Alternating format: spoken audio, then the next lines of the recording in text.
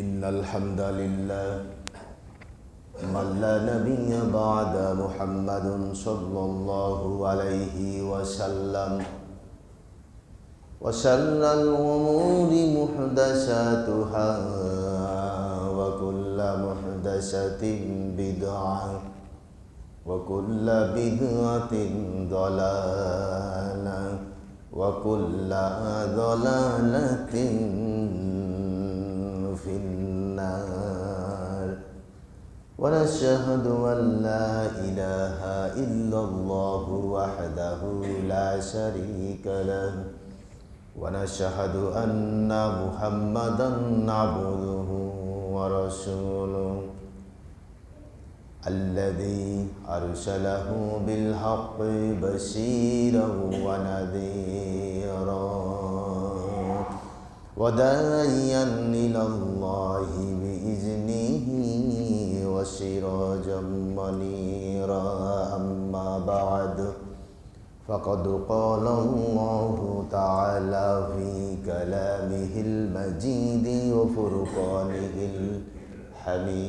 الحميد أعوذ بالله من الشيطان الرجيم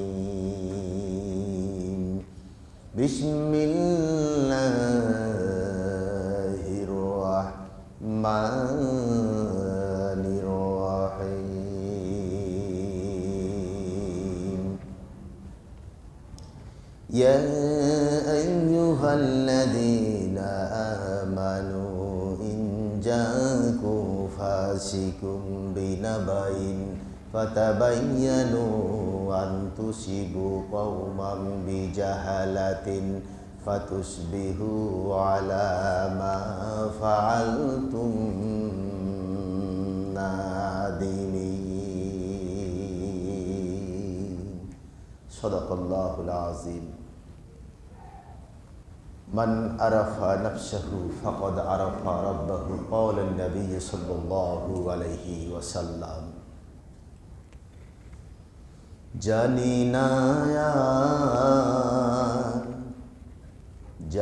না ফুটবে কিনা এই বাগানে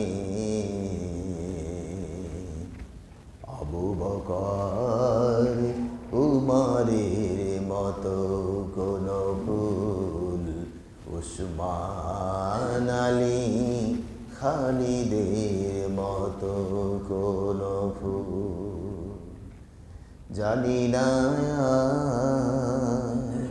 ফুটবে কিনা এই বাগানে আবু বকর উমরের মতো কোন ফুল কোরআনের আলোতে ভরিয়ে দিয়ে মন ভেঙে দিতে মানুষের ভুল ভেঙে দিতে মানুষের ভুল আবু বকর উমরের মতো কোন ফুল উসমান আলী খালিদের মতো কোন ফুল সম্মানিত মুসল্লিয়ান ইকরাম সৃষ্টির তারিখ সমগ্র সৃষ্টি সে মহিয়ান রবেরই প্রশংসা করে আফা গায়রা দীনিল্লাহি ইয়াবগুন ওয়ালাহু আসলামা মান ফিস সামাওয়াতি ওয়াল আরদ তাওআন ওয়া কারহা ওয়া ইলাইহি তুরজাউন সৃষ্টি জীব সেই স্রষ্টার প্রশংসা ক্ষণে ক্ষণে প্রতিটি মুহূর্তে করে যায় আমরা কারো প্রশংসা শুনতে পাই কারো প্রশংসা বুঝতে পারি না তুসাব্বিহু লাহুস সামাওয়াতুস সাবউ ওয়াল আরজু ওয়া মান ফিহিন্না সূরা বনী ইসরাঈল যে পৃথিবীর ভিজিবল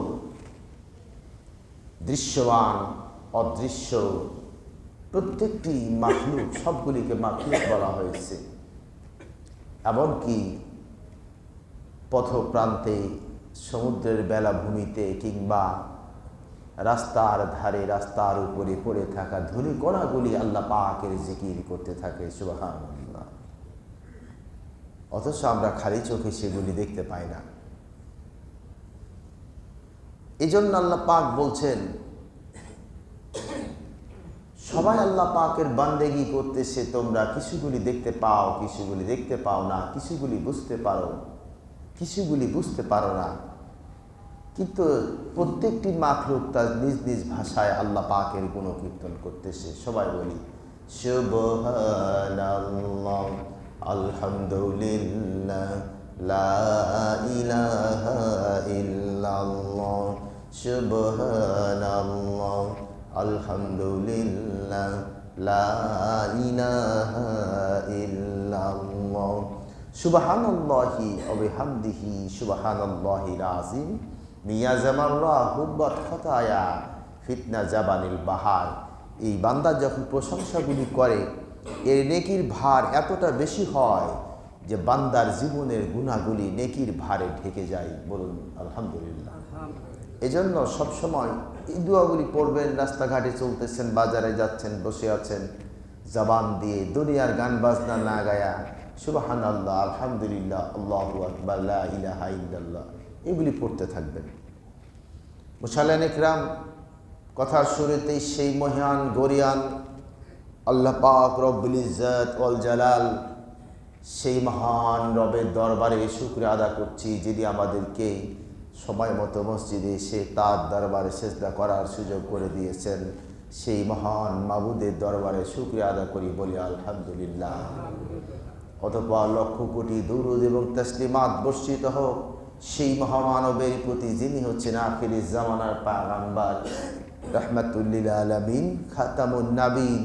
সেই নবীর প্রতি বর্ষিত হোক দুরূদ, শান্তি। আমরা সবাই বলি আল্লাহুম্মা সাল্লি আলাইহি। মুসাল্লিন ইকরাম, দিন চলে যাচ্ছে, রাত আসতেছে, রাত কেটে যায়, সূর্য পূর্ব দিগন্তে উদিত হয়ে দিন চলে আসতেছে। দীপ্তিমান কিরণ, সূর্যের উত্তাপ, সূর্য মাথার উপর থেকে কিছুটা ঢলে পড়লেই জোহরের নামাজ আমাদের উপরে ফরজ হয়। আসলি ছায়া দ্বিগুণ হলে আসরের নামাজ ফরজ হয়। সূর্য পশ্চিম দিগন্তে অস্তমিত হওয়ার সময় রক্তিম আভা যখন ধারণ করে, ওই সময় আমাদের উপরে মাগরিবের নামাজ ফরজ হয়ে যায়। কিছুটা পরে আসফার যখন চলে যায়, গালাস অন্ধকার, এছাড় নামাজ ফরজ হয়ে যায়। আবার শুভে সাদিক, সূর্য উঠার আগে আগে ফজরের নামাজ আমাদের উপরে ফরজ হয়ে যায়। সুবহানাল্লাহ। বান্দার দিন শুরু হবে আল্লাহর নাম নিয়া, বান্দার জীবন সমাপ্তি ঘটবে দিনের ঘুমের মধ্য দিয়ে, তখন আল্লাহর নাম নিয়া। এই জন্য ঘুমার সময় বান্দা দোয়া পড়ে, আল্লাহুম্মা বিসমিকা আমুতু ওয়াহিয়া, আমি তোমার নামেই মরে যাচ্ছি, আবার তোমার নামে জীবিত হব। আবার যখন বান্দা ঘুমের থেকে জেগে উঠে, তখন আবার আল্লাহর প্রশংসা করে, আলহামদুলিল্লাহিল্লাযী আহয়ানা বাদা মা মাতানা ওয়া ইলাইহিন নুশুর। সে মহান রবের শুকরিয়া আদা করছি, যিনি আমাদেরকে মৃত্যু থেকে আবার জীবিত করেছেন। তার কারণ মানুষ যখন ঘুমায় মানুষ মরে যায়। নবীজি বলছেন অর্ধমৃত। এরপরে মানুষ যখন স্বপ্ন দেখে, স্বপ্নে দেখবেন দূর দূরান্তে চলে গেছেন, তার মানে ওই সময় রুহটা দেহেতে থাকে না, রুহটা বের হয়ে সেখানে চলে গেছে। আল্লাহ পাক বলছেন না ফালা তুবসিরুন, লক্ষ্য করো, ওই সময় যদি আমি তোমার রুহটা তোমার দেহে আবার সেট না করে দেই, তুমি মৃত হয়ে পড়ে থাকবে। সকালবেলা মসজিদ থেকে এলান হবে, এতটার সময় অমুক মারা গেছে। এই তো হলো জীবনের বাহাদুরি। প্রতিটি মুহূর্তে বিজ্ঞান গবেষণা করেন, হাদিসের ভাষ্যগুলি তারা গবেষণা করে, কিন্তু খুঁজে পায় না। আল্লাহ নবী বলেন, বান্দা যখন রাস্তা দিয়ে পথ চলে, আল্লাহ পাক বান্দার জন্য সামনে একজন ফেরেশতা নিযুক্ত করে রাখেন, যেন সামনে চলতে গিয়া বান্দা কোনো গর্তে না পড়ে যায়, কোনো বিপদের মধ্যে পড়ে না যায়। অনেক সময় দেখবেন একটা বিপদ থেকে বেঁচে গেল। কালকে আমি কদিন আগে তো অ্যাক্সিডেন্ট একটা হলো, আবার কালকে কুত্তার উপরে হুন্ডা চাকা উঠে গেছে, বাইসে গেছি। কে বাঁচালো? আল্লাহর নবী বলেন, বান্দা যখন সামনে চলে আল্লাহ রাব্বুল আলামিন বান্দার জন্য একজন ফেরেশতা নিযুক্ত করে রাখেন, যেন বান্দা কোনো গর্তে না পড়ে যায়, কোনো সরীসৃপ কোনো সাপের উপরে পা না দেয়া দেয়। আবার বান্দা যখন ডান দিকে চলে একজন ফেরেশতা নিযুক্ত করা থাকে ডান দিক থেকে যেন বান্দা বিপদে পড়ে না যায়। আবার বান্দা যখন বাম দিকে যায় বাম দিকে একজন ফেরেশতা নিযুক্ত থাকে যেন বাম দিক থেকে কোনো বিপদের মধ্যে পড়ে না যায়। আবার পিছন দিকে বান্দা যখন চলায় পিছনে যখন মুভ করে একজন ফেরেশতা নিযুক্ত থাকে যাতে করে পিছনের কোনো আযাব গজব বিপদে পড়ে না যায়। আবার উপর থেকে বান্দার জন্য আল্লাহ পাক ফেরেশতা দিয়া তাকে রক্ষা করে চলেছেন যাতে উপরের থেকে কোনো বিল্ডিংয়ের পাথর কিংবা কংক্রিট কিংবা কোনো লোহা কিংবা কোনো গাছের ডাল ভেঙে পড়ে বান্দার ক্ষতি হয়ে না যায়। সুবহানাল্লাহি ওয়া বিহামদিহি সুবহানাল্লাহিল আযীম। বিজ্ঞান এগুলি গবেষণা করে যে আদৌ কি মানুষ এগুলি থেকে নিজেকে রক্ষা করতে পারে।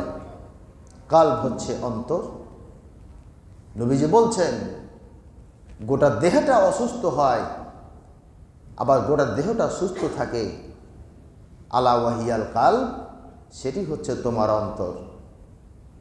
এখান থেকে সব কিছু তৈরি করে দিয়ে সেন্টারে চলে যায়, ওখান থেকে পুরো শরীরটাকে, ব্রেন থেকে পুরো শরীরটাকে পরিচালিত করা হয়। সুবহানাল্লাহ। এক একটা পয়েন্টে আল্লাহ পাক এক একটা ট্রান্সমিটার দিয়েছেন, যোগাযোগগুলি সমানে চলতে থাকে। 19টি সীমাবদ্ধতা ট্রান্সমিশনের মধ্য দিয়ে জটিল মানব শরীর পরিচালিত হচ্ছে। পায়ের একটা নখের অগ্রভাগে যদি আপনি একটু ব্যথা পেয়েছেন, আপনার ব্রেন সেটিকে ক্যাচ করে আপনার জানাই দিচ্ছে কল্ব দিয়ে যে তুমি ব্যথা পেয়েছো, এটা নিয়ে চিকিৎসা করো। সুবহানাল্লাহ। এই জন্য ব্রেনকে যদি আউট করে দেওয়া হয় তার কষ্ট অনুভব হবে না। গরু যখন জবাই করা হয়, নবীজি জবাইয়ের পদ্ধতি শিখিয়ে দিয়ে, এখন তো বিভিন্ন স্টাইলে দেখবেন আমেরিকায় গরু জবাই হয় না, ওরা গুলি করে দেয়। আবার নতুন একটা চায়নাতে পদ্ধতি বের হয়েছে, একটা স্টিকের সামনে বারদ দিয়ে বন্দুকের গুলি টাইপের একটা লম্বা প্যারা ঠাস করে মাথার ভিতরে ঢুকায় দেওয়া হচ্ছে। এগুলি বর্বর, এগুলি বিজ্ঞানসম্মত নয়। রক্ত প্রবাহিত করো। গরু বা কোনো জন্তু জবাই করার সময় দ্রুত জবাই করা লাগে, এবং যিনি জবাই করবেন বুঝতে হবে কি করতে হবে। 3টা রগ তাকে কাটা লাগবে।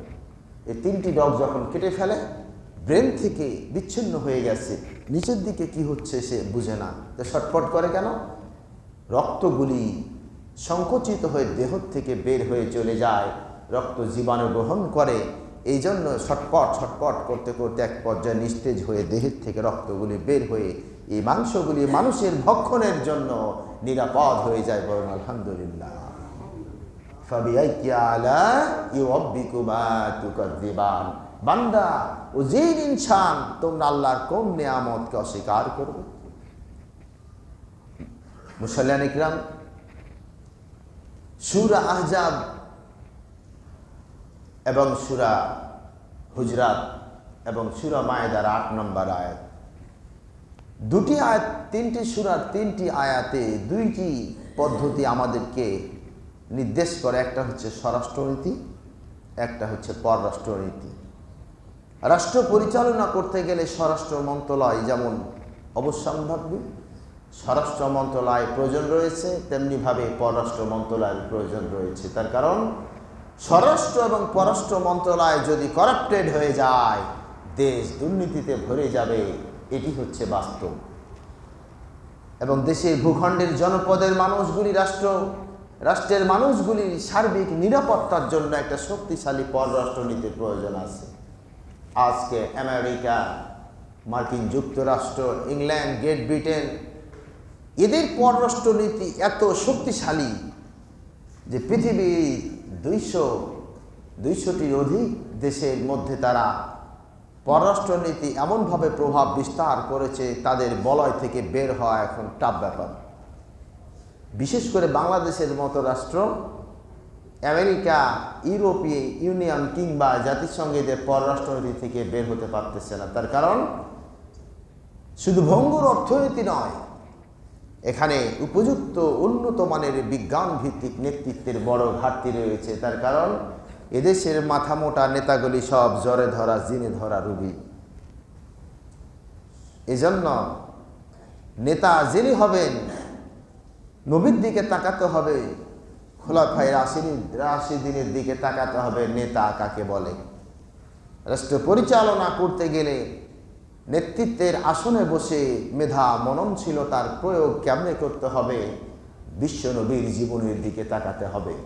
একটা উদাহরণ দেই, পররাষ্ট্রনীতির ব্যাপারে নবীজি কি নীতি অবলম্বন করেছেন এবং আল্লাহ পাক মহাগ্রন্থ আল কোরআনের মধ্যে পররাষ্ট্রনীতি কেমনে বর্ণনা করতেছেন সূরা হুজরাতের মধ্যে, সে আয়াতে আমরা জানি। ইয়া আইয়ুহাল্লাযীনা আমানুত্তাকুল্লাহা ইয়া আইয়ুহাল্লাযীনা আমানু ইন জাআকুম ফাসিকুম বিনাবাইন ফাতাবায়ানু আন তুসিবু কওমান বিজাহালাতিন ফাতুসবিহু আলা মা ফাআলতুম নাদিমিন। আল্লাহু আকবার। এই আয়াতের মধ্যে যে আল্লাহ পাক রাষ্ট্রের পররাষ্ট্রনীতি ব্যাখ্যা করতেছেন, তোমরা যে রাষ্ট্র পরিচালনা করবে, প্রতিবেশী রাষ্ট্র, তোমাদের পররাষ্ট্রনীতি কেমন হতে হবে তার ব্যাপারে একটা দিক নির্দেশনা দিয়েছেন। আর সূরা মায়েদার 8 নম্বর আয়াতে আল্লাহ পাক পররাষ্ট্রনীতির দিক নির্দেশনা দিয়েছেন। আল্লাহর নবী বনু মুস্তালিক গোত্রের সঙ্গে খাজরাজ গোত্র এবং বনু মুস্তালিক গোত্রের সঙ্গে যুদ্ধে জড়ায় গেলেন। খাজরাজ গোত্রের সীমানায় সেই কূপের পাশে, মোরাইশি নামক কূপের পাশে যে যুদ্ধ সংঘটিত হলো, যেটিকে মোরাইশি যুদ্ধ বলা হয়। যুদ্ধের এক পর্যায়ে বনু মুস্তালিক খাজরাজ গোত্র তারা পরাজয় বরণ করলেন, তারা পালিয়ে গেলেন। গনিমতের মালগুলি সেখানে থেকে গেল। এবার সাহাবীরা গনিমতের মালগুলি বন্টন শুরু করেছেন।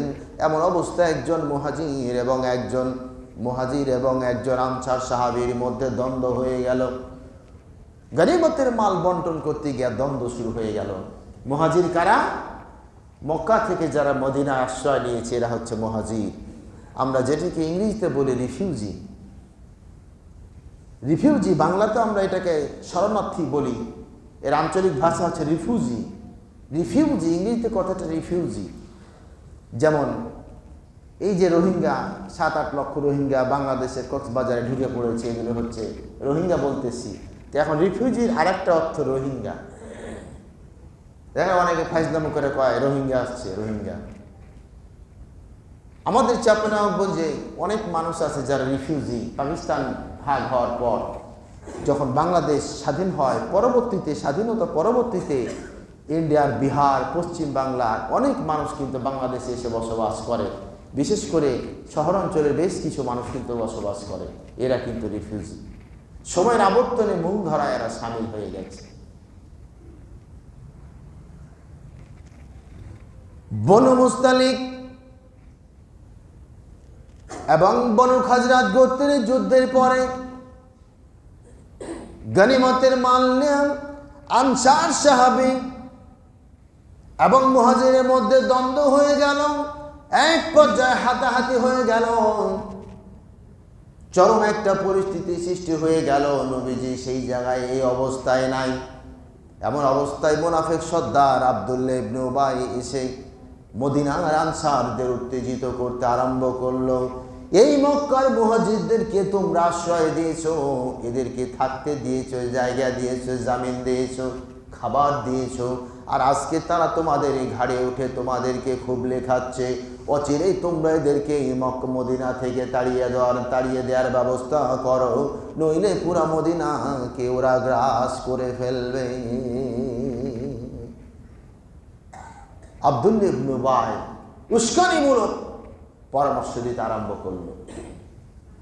বাহির থেকে যারা এসে দেখবেন লোকালয়ে বাড়ি করে, একটু কিছু হলে কয় বাহির থেকে আশ্বাস দিয়ে এরা ধাই মার্কা, এভাবে কিন্তু গালি দেয়। এটা একটা জাহেলিয়া। খোদার পৃথিবীতে যার যেখানে সামর্থ্য সেখানেই বসবাস করতে পারে, বাধা দেওয়ার কোনো অধিকার কোনো জনগণের নাই। হযরত সাদ আনসারী নবীজিকে খবর দিলেন, ইয়া রাসূলুল্লাহ, এমন ঘটনা ঘটেছে।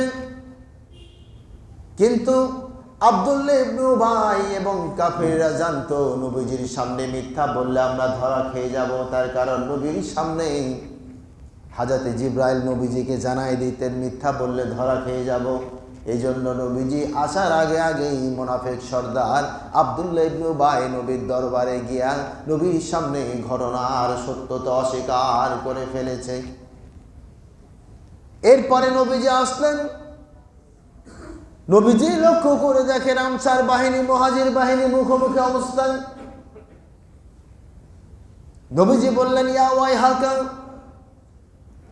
নবীজি বললেন ইয়া ওয়াইহাকা ইয়া লাইতা ইয়া ওয়াইহাকা, হাই বড় আফসোস লাগে, আজকে তোমাদের কি হলো?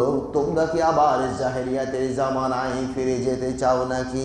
তার কারণ আজকে দুনিয়ার কোনো নেতা নেত্রী, কোনো গরিব কৃষক, আমির, রাজা, বাদশা ও ফকির, চাকর বাকর কোনো পার্থক্য হয় না। ইন্না আকরামাকুম ইনদাল্লাহি আতকাকুম, তোমাদের মধ্যে আল্লাহর কাছে তার মর্যাদা সবচাইতে বেশি যে ব্যক্তি আল্লাহকে ভয় করে, সবচাইতে বেশি। আল্লাহ পাক কোরআনে আয়াত নাযিল করে দিলেন, ইয়া আইয়ুহান নাসু ইন্না খলাকনাকুম মিন যাকারিন ওয়া উনসা وجعلناكم شعوبا وقبائل لتعارفوا إن أكرمكم عند الله أتقاكم إن الله عليم خبير। আল্লাহ রাব্বুল আলামিন সূরা হুজরাতের মধ্যে স্বরাষ্ট্রনীতির আয়াত নাযিল করতেছেন, ইয়া আইয়ুহান নাসু, হে ইমানদারেরা, আল্লাহকে ভয় করো। আর তিনি আল্লাহ তোমাদেরকে একজন থেকে সৃষ্টি করেছেন, একটি মাত্র সত্তা থেকে। আর এই দুজন থেকে তোমাদেরকে এরপর বিভিন্ন জাতি গোত্রে বিভক্ত করে দিয়েছেন, যাতে করে তোমরা একে অপরের সাথে পরিচিত হতে পারো।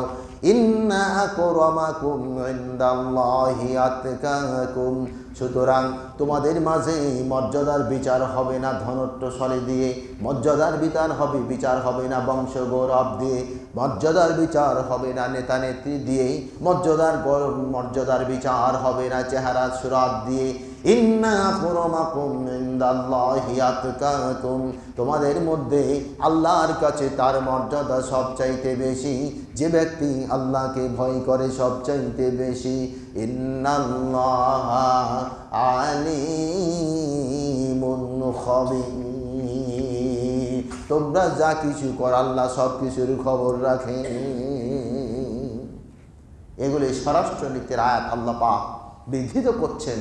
সমাজবদ্ধ মানুষ, রাষ্ট্রের প্রত্যেকটি জনগণ তার সমান অধিকার নিয়ে রাষ্ট্রের বুকে নিজ নিজ সম্মান নিয়ে, নিজ নিজ স্বকীয়তা নিয়ে রুজি রোজগার করে জীবনযাপন করবে। এখানে হিন্দু, মুসলিম, বৌদ্ধ, খ্রিস্টান কোনো ব্যত্যয় চলবে না, কোনো ভেদাভেদ চলবে না। ইসলামের মধ্যে কোনো ভেদাভেদ নাই। আজকে ইসলামের মধ্যে অনেক ভেদ তৈরি করা হয়েছে। কি? এটা রেডিক্যাল ইসলাম, এটা মৌলবাদী ইসলাম, এটা সুফিবাদী ইসলাম, এটা মারেফাতি ইসলাম, এটা তাসাউফ ইসলাম। There is no contradiction between Islam and Hadith, Quran and Hadith. La ikhtilafan kaseera, ইসলামের মধ্যে কোনো ভেদাভেদ চলবে না। ইসলাম হচ্ছে দ্বীনুল্লাহ। ইসলাম কার? ইসলাম আল্লাহর। পৃথিবীর অন্যান্য ধর্মগুলির দিকে তাকায় দেখুন, হিন্দু ধর্ম, বোঝাই যাচ্ছে ধর্মটি কাদের জন্য? হিন্দুদের জন্য। খ্রিস্ট ধর্ম মানে ধর্মটি খ্রিস্টানদের জন্য। বৌদ্ধ ধর্ম তার মানে হচ্ছে ধর্মটি বৌদ্ধদের। কিন্তু ইসলাম এটি কোনো পার্সোনাল কোনো গোষ্ঠীর জন্য নয়। ইসলাম হচ্ছে দ্বীনুল্লাহ, আল্লাহর জন্য, গোটা মানব জাতির কল্যাণের জন্য এসেছে ইসলাম। ইসলামের জন্য কোনো ভেদাভেদ চলবে না। আজকে বড় দুঃখ, একদিকে মাযহাবে দৌরাত্ম্য, নিত্য নতুন মাযহাব গ্রুপ দেয় ইসলামকে, তারা ভাগ করে চলেছে। ইসলাম পড়েছে হাতুড়ি ডাক্তারের সামনে। হাতুড়ি ডাক্তার আছে না, সব রোগের চিকিৎসা করে। একজন হাতুড়ি ডাক্তারের কাছে যাবেন, সব রোগের চিকিৎসা তার কাছে আছে। কি নিয়ে আছে? টেবিলের নাপা, হিস্টাসিন, প্যারাসিটামল, কি কি ওষুধ নিয়ে দেখবেন বসে আছে। এ টু জেড পৃথিবীর এমন কোন রোগ, এমনকি এইডস হয়েছে, ক্যান্সার হয়েছে, ডায়াবেটিস হয়েছে, হার্ট অ্যাটাক হয়েছে, হাতুড়ি ডাক্তারের কাছে সব চিকিৎসা রয়েছে। আর ইসলাম পড়েছে হাতুড়ি ডাক্তারের ক্ষেত্রে, হাতুড়ি ডাক্তারের আন্ডারে পড়ে গেছে ইসলাম। এজন্য 90% মুসলমান দেশ হওয়ার পরেও এদেশের বুকে আজও ইসলামের ঝান্ডা উঁচু করা যাচ্ছে না। ঠিক কিনা বলুন? এক ডাক্তার, দাঁতের ডাক্তার, এখন তো মানুষের কাটাছিরা অপারেশন এগুলি করতে গেলে এনেস্থেসিয়া দিচ্ছে, অবশ করে দিচ্ছে। আজ থেকে 40 বছর আগে কিন্তু মানুষ অবশ করার জ্ঞানটা ছিল না। দাঁত এখন উঠায়, ইঞ্জেকশন দিয়ে এনেস্থেসিয়া দিয়ে দিল, দাঁত টানা উঠায় দিচ্ছে, আপনি টের পাচ্ছেন না। ঠিক না? শরীরটাকে কেটে কেটে ফালা ফালা করে দিচ্ছে, আপনি কিছুই টের পাচ্ছেন না। কিন্তু এনেস্থেসিয়া যখন ছিল না তখন কি হতো? হাতুড়ে ডাক্তারের কাছে গেছে দাঁত উঠানোর জন্য, দাঁত নড়তেছে, নড়লেও কিন্তু দাঁতটা অনেকটা গভীরে থাকে, তাই না? শেকড় গজিয়ে হাতুড়ে ডাক্তার জাম্বুরা বাঁধায়া পা দিয়া চাপ দিয়া দাঁত উঠে ফেলাইছে।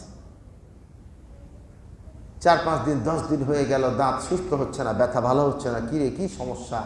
এইবার এমবিবিএস ডাক্তারের কাছে, ডেন্টিস্টের কাছে গেছে। ডেন্টিস্ট বলতেছে, তোমার যেই দাঁতের প্রবলেম সেটা উঠায় নাই, আরেকটা উঠাইছে। সুস্থ দাঁত উঠায় ফেলছে, ডিস্টার্ব দাঁত, ঘুনে ধরা দাঁত থেকে গেছে। ইসলাম পড়েছে হাতুড়ে ডাক্তারের আন্ডারে। ইসলামের ফতোয়া এক একজনের এক এক রকমের ফতোয়া। আল্লাহর নবী জীবনের শেষ বয়সে হজের ভাষণ, নবীজি হজের ভাষণের জন্য দাঁড়ায় গেলেন।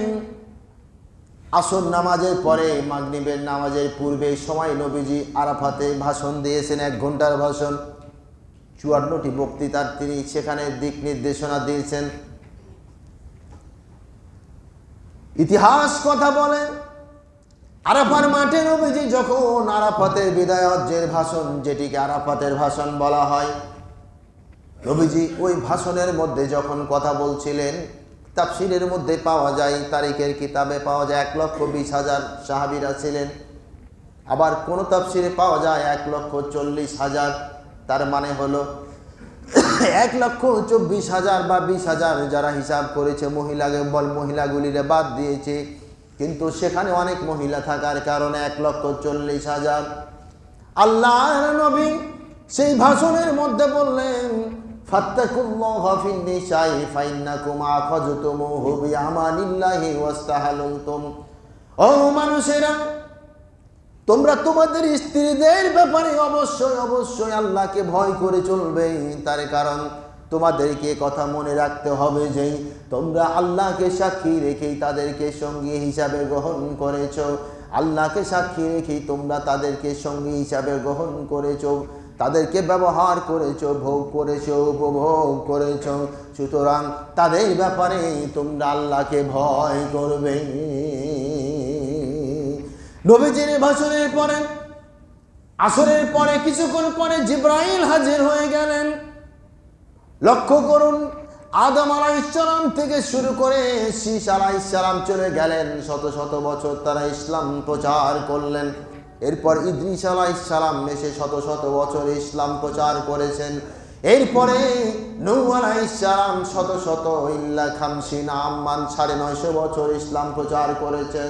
হযরত ইব্রাহিম আলাইহিস সালাম 140 বছর ইসলাম প্রচার করলেন। হযরত ইসমাইল আলাইহিস সালাম থেকে শুরু করে মূসা কালিমুল্লাহ 125 বছর ইসলাম প্রচার করলেন। হযরত এরপরে আইয়ুব আলাইহিস সালাম থেকে শুরু করে হযরত ইউসুফ আলাইহিস সালাম থেকে শুরু করে হযরত ঈসা পর্যন্ত তারা শত শত বছর ইসলাম প্রচার করেছে। কিন্তু আবাল বাশার আদম আলাইহিস সালাম থেকে শুরু করে ঈসা রুহুল্লাহ পর্যন্ত লক্ষ লক্ষ নবীরা ইসলাম প্রচার করেছে, কিন্তু ইসলাম পরিপূর্ণতা লাভ করে নাই। কিন্তু আমার নবী, আপনার নবী, বিশ্ব নবী 23 বছরের মাত্র জিন্দেগির মধ্যেই তিনি যখন ইসলাম প্রচার করেছেন, আল্লাহ রাব্বুল আলামিন এই 23 বছর জিন্দেগির মধ্যে ইসলামকে পরিপূর্ণ করে দিয়েছে। 23 বছর জিন্দেগির ইসলাম প্রচারের মধ্যে ইসলামকে পরিপূর্ণ কমপ্লিট করে দেওয়া হয়েছে। আর কিছু বাকি না, কিয়ামত হয়ে যাবে। লক্ষ লক্ষ বছর চলে গেলেও ইসলামের মধ্যে কোনো ভেদাভেদ তৈরি করা সম্ভব হবে না। কোরআনের বাণীগুলি, ধারাভাষ্য, এর অনেক আয়াতগুলি আমরা এখন পড়ি, মাঝে মাঝে চিন্তা করি একটা আয়াত আরেক জায়গায় আছে পড়তেছে, এক আয়াতের বক্তব্য আরেকটা বক্তব্যের উপরে আছে পড়তেছে, বুঝলাম না ব্যাপারটা কি। হয়তো 1000 বছর পরে গিয়ে সেই জামানার জনগণ বুঝবে এটির জন্য কি প্রয়োজন রয়েছে। সুবহানাল্লাহ। এই জন্য জীবন্ত কোরআন বলা হয়েছে, নবীর জীবনীকে জীবন্ত কোরআন বলা হয়। কোরআন কথা বলতে পারে না, হাঁটতে পারে না, চলতে পারে না, তো জীবন্ত কেমনে হয়? হযরত আব্দুল্লাহ ইবনে আব্বাস রাইসুল মুফাসসিরিন, তাকে যখন বলা হলো আজকে কোরআনের আইন দিয়ে যেমন রাষ্ট্রগুলি পরিচালিত হচ্ছে, স্বরাষ্ট্রনীতি, পররাষ্ট্রনীতি, দেওয়ানি, ফৌজদারি, সর্বপ্রকার নীতিগুলি পরিচালিত হচ্ছে, আজ থেকে 1000 বছর পরে পৃথিবীর বুকে যখন বিজ্ঞানের আবিষ্কারের যুগ আসবে, সভ্যতার চরম উন্নয়ন সাধিত হবে, ওই সময় কি কোরআন দেয়া চলবে? তিনি বললেন আল কোরআন ইউফাসসিরুহুজ জামান। তখনও কোরআন তার নতুনত্ব নিয়ে স্বরাষ্ট্রনীতি, পররাষ্ট্রনীতি থেকে যাবতীয় নীতি পরিচালনা করার জন্য তখনও কোরআন নতুনভাবে এগুলি মানুষদের সামনে বিবরণ উপস্থাপন করবে। সুবহানাল্লাহ। কোরআনের ব্যাপৃতি কতটা! সুতরাং আরাফাতের ভাষণে নবীজি কথা বললেন, আসমানের দিকে নবীজি চেয়ে বললেন, আল্লাহ আমি তোমার দিন প্রচার করে দিয়েছি। এরপরে জনগণকে বললেন, জনগণ বলো আমি কি তোমাদের সামনে ইসলামকে প্রচার করতে পেরেছি? জনগণ সমস্যার জবাব দিলেন, ইয়া রাসূলুল্লাহ আপনি আমাদের সামনে ইসলামকে পৌঁছে দিয়েছেন। ফাতহুম মুবিন শাহিদাও ওয়া মুবাশশিরাও ওয়া নাযীরা, স্পষ্ট আকারে সাক্ষী রূপে ভীতি প্রদর্শনকারী আর সুসংবাদ দানকারী হিসাবে আপনি প্রচার করে দিয়েছেন। আল্লাহর নবী আসমানের দিকে তাকালেন, আল্লাহ তুমি সাক্ষী থাকো। এমন অবস্থায় জিবরাইল এসে হাজির হয়ে গেলেন। এরপরে জিবরাইল কোরআনের আয়াত নাজিল করে দিলেন, আল-ইয়াউমা আকমালতু লাকুম দীনাকুম ওয়া আতমামতু আলাইকুম নি'মাতি ওয়া রাযীতু লাকুমুল ইসলাম দীনা। আয়াত নাজিল হয়ে গেল, নবী আজকে তোমার দিনকে পরিপূর্ণ করে দেওয়া হলো। দিনের মধ্যে কোনো ভাগ করা চলবে না। যারা ভাগ করবে, ইন্নাল্লাযীনা ফাররাকু দীনাহুম, যারা দিনকে ভাগ করেছে, ও নবী আপনার দায়িত্ব এদের উপরে না, এরা আমার উপরে ছেড়ে দাও। দিনকে যারা ভাগ করবে তারা কখনো হেদায়েত পাবে না, কখনো তারা আল্লাহকে ওলি হিসাবে তারা পাবে না। আজকে কোরআন অধ্যয়ন করে যেমনি ইচ্ছা তেমনি ফতোয়া দিয়ে নতুন একটা গ্রুপ তৈরি করতেছে, দ্বন্দ্ব মুসলমানদের মধ্যে বাড়তে আছে, ঠিক কিনা? কোন দিকে যাবেন সঠিকভাবে না বুঝ। দেখেন অনেক সময় অনেক প্রশ্ন করে, হাদিসের বয়ানগুলি অনুবাদ, শাব্দিক অনুবাদ পড়ে অনেক সময় হাদিসের বয়ান আপনি বুঝতে পারবেন না, ব্যাখ্যা। যেমন সেদিন একটা প্রশ্ন করছিল নবীর বয়স নিয়ে, তাই না? তো এর ব্যাখ্যা আছে, এগুলো বুঝার প্রয়োজন আছে। আল্লাহর নবী বনু মুস্তালিক গোত্র খাজরাজ গোত্রের যুদ্ধের পরে তারা পরাজিত হলো। বনু মুস্তালিক গোত্রের সর্দার হারিস ইবনে জারার তার দলবল সহ নবীজির কাছে আসলেন, বর্ষতা স্বীকার করলেন, ঈমান আনলেন, ইসলাম গ্রহণ করলেন। নবীজি তাদেরকে বললেন, ওয়াউসানি বিসসালাতি ওয়াজ যাকাতি মা দুমতু হাইয়া ওয়াজআলনি মুবারাকান আইনামা কুনতু ওয়াউসানি বিসসালাতি ওয়াজ যাকাতি মা দুমতু হাইয়া।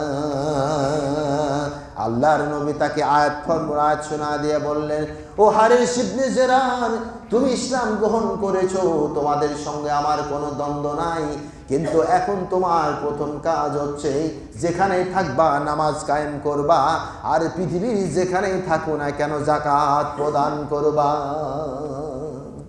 হারিস ইবনে জারার তার দলবল নিয়ে ইসলাম গ্রহণ করে নবীর সে বক্তব্যে সে মেনে নিয়ে বলল, আমরা আজ থেকে সঠিক রূপে যাকাত প্রদান করব। হারিস ইবনে জারার নিরাপত্তা নিয়ে তার সেই খাজরাজ গোত্রে চলে গেল, বনু মুস্তালিক গোত্রে গিয়ে চলে গেছে। এখানে পররাষ্ট্রনীতির ঘটনা আল্লাহ পাক কিভাবে বলতেছে, তার কারণ কোন প্রতিবেশী রাষ্ট্র সে যদি আপনার কোনো ক্ষতি না করে তাহলে আপনি তার কোনো ক্ষতি করতে পারবেন না। আজকে বাংলাদেশ এবং ভারত আমাদেরকে হুমকি দেয়, আমাদেরকে নাকি 24 ঘন্টার মধ্যে দখল করে নেবে। হুমকি আসতেছে কিনা? এদেশে নাকি হিন্দুদের প্রতি চরম নির্যাতন হচ্ছে, মিডিয়াগুলি সমানে প্রচার করে চলেছে ভারত। আসলে কি দেশে হিন্দুদের প্রতি নির্যাতন হয়েছে? একটা মন্দির ভাঙা হয়েছে, একটা হিন্দুকে পিটানো হয় নাই, অথচ বেটারা নিজের মন্দিরে নিজেই ঢিল মারতেছে, এগুলো ধরা পড়েছে। কদিন আগে ইস্কনকে দিয়া একটা তাণ্ডব ঘটাতে চাইল, ডান্ডার বাড়ি যখন পড়ে তখন পা ধরে বলে বাপুজি। প্রথমে তো খুব লাফায়, কিন্তু লাঠির বাড়ি এমন একটা জিনিস, পড়তে যখন লাগে তখন কয় বাপুজি মাফ করো। স্বরাষ্ট্র মন্ত্রণালয়, পররাষ্ট্র মন্ত্রণালয় শক্তিশালী হতে হবে, মনে রাখতে হবে তোমাকে সাহায্য করবেন আল্লাহ। বদর যুদ্ধ, উহুদের যুদ্ধের দিকে তাকায় দেখো, ইনায়েতুল্লাহ আব্বাসী, ডক্টর ইনায়েতুল্লাহ আব্বাসী 3টি কথা বলছেন যে ভারতকে ভয় পাওয়ার কোনো কারণ নাই। 3টি প্রস্তাবের মধ্যে একটি হচ্ছে লালমনিরহাট এয়ারপোর্টকে শক্তিশালী করে এখানে বিমান ঘাঁটি তৈরি করে 2 নম্বরে চিকেন নেক কেটে দাও, শিলিগুড়ি করিডোরকে কেটে দাও, মাত্র 20 থেকে 17 কিলোমিটার একটা করিডোর, 7 সিস্টার আলাদা করে দাও, আর চীনের সঙ্গে সামরিক চুক্তি গঠন করে ভারতকে দমাতে হবে।